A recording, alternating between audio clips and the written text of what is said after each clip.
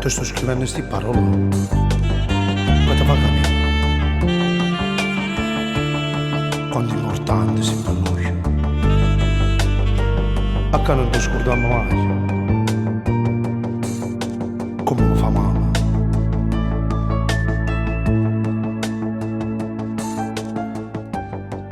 Angiolello che fai da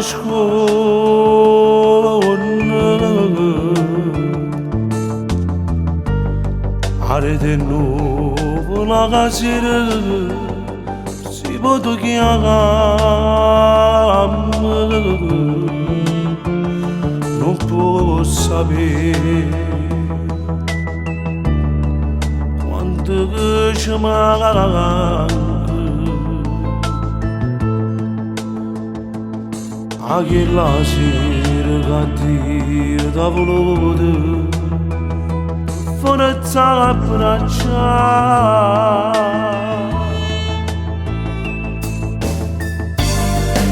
Agostino tu stai te voglio sapere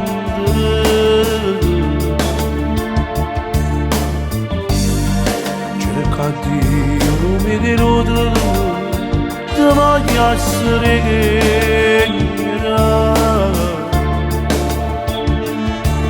da giurita ti voglio bene e io mi sento che sciro mi guardo mentre canto per te all'una notte sto scrivendo sta canzone e solo parole che mi fanno male al cuore rindasti in notte ma ti sento più vicina tengo speranza che tu potessi suonare mamma se dormo solo con cuscino tuo papà ti sonno e non ti trovo una ragione molto noble vecchio pace sti compagni tuoi che lo sorriso che non ci scordanno angelo bello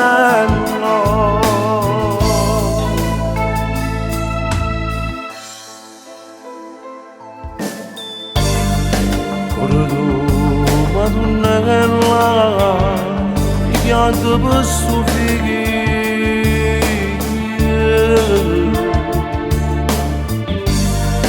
o dolore da mamma è troppo forte mentre scrivo queste parole ma te verremo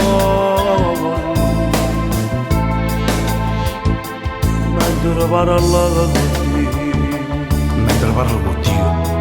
tutti anni per te all'una notte sto scrivendo sta canzone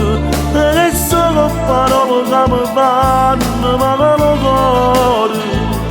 rindasti in notte ma ti sento più vicina tengo speranza che tu potessi suonare